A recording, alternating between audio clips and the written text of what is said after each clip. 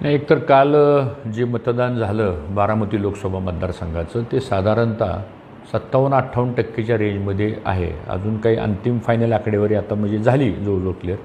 तर गेल्या लोकसभेच्या निवडणुकीच्या तुलनेनं 4 ते 5% मतदानाची टक्केवारी ही कमी झालेली आहे. आता ही कमी कोणत्या तालुक्यात झाली? एक इंदापूर तालुक्यामध्ये मला वाटतं 62-63% मतदान झालेलं आहे. बारामतीमध्ये पण त्याच प्रमाणात मतदान झालेलं आहे. दौंडमध्ये पण मतदान झालेलं आहे. एकंदरीत बोरवेल्ला, मुळशी आणि खडकवासला या भागामध्ये मताची टक्केवारी कमी झालेली आहे. आता ही मताची टक्केवारी कमी का झाली? त्यात 2-3 कारणं मला अशी दिसत आहेत की एकतर उष्णता हे एक त्याचं मुख्य कारण आहे.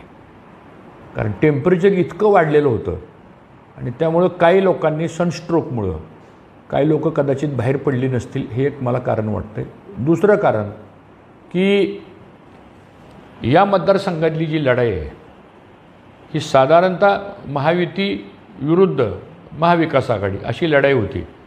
परंतु ही लढाई थोडीशी पवार कुटुंबियांच्या संदर्भातली झाली आणि त्यामुळं कदाचित मतदानाची टक्केवारी वाढेल असं वाटत होतं की चुरस आहे, स्पर्धा आहे. काही लोक म्हणायची सहानुभूती आहे, काही लोक म्हणायची विकासाच्या मुद्द्यावर मतदान करा. आम्ही प्रचार विकासाच्या मुद्द्यावर केला.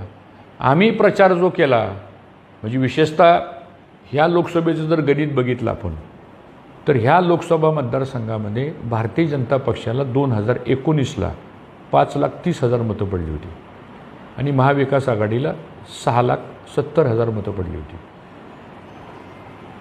ह्या पर्सेंटेजनी जरी आपण बघितलं तरी त्यावेळेस एक खडकवासला 50% झालं होतं.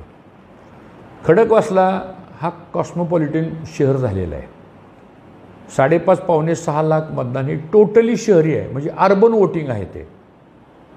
आणि मला असं वाटतं की त्या भागामध्ये तेवढं वातावरण निर्मिती करण्यामध्ये वोटर्सपर्यंत कदाचित दोन्ही पक्ष कमी पडले असतील. एक वातावरण निर्मिती हा एक भाग असतो, निवडणुकीमध्ये चुरस हा एक भाग असतो, त्यानंतर एक प्रचाराचा एक टोन सेट केला जातो की ह्या पद्धतीने आपल्याला पुढं जायचं आहे.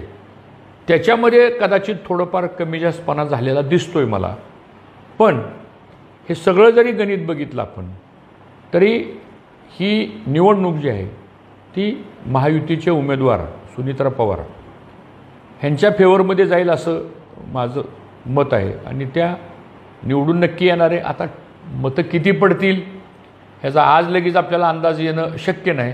हळूहळू ह्या 4-8 दिवसामध्ये लोक आता बोलायला लागतील आता. आणि विशेषतः ग्रामीण भागातला मतदार बोलतो, बऱ्यापैकी बोलतो, खाजगीत बोलतो. तो आता मतदान होऊन गेलेलं आहे. तर आता आजपासून एक 5-7 दिवसामध्ये साधारणतः ज्याला टॉकेटिव्ह मॉब म्हणतो आपण, ही चर्चा होत राहणार. आता इथं कसं झालं, ह्या वस्तीवर कसं झालं, ह्या गावात कसं झालं, कोण कुठं होतं, ह्याने कसं केलं, त्याने कसं केलं, ह्या गोष्टी पुढे येतील आता. त्यामुळं फक्त एक थोडीशी खंत वाटली की मताची टक्केवारी वाढायला पाहिजे होती, पण ती 4 ते 5% कमी झालेली आहे. मग आता प्रत्येकाचं अनुमान वेगळं असतं.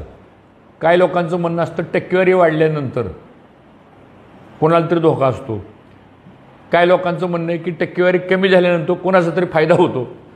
आता हे लॉजिक किंवा हे जे ॲनालिसिस आहे ना, हे थोडंसं हळूहळू बाहेर येईल. पण एकंदरीत मी जी काही काल संध्याकाळपासून जी माहिती घेतो आहे 6 तालुक्याची, तर त्याच्यामध्ये मला असं वाटतं की सुनीत्रा पवार ह्या निश्चितपणानं निवडून येतील याची मला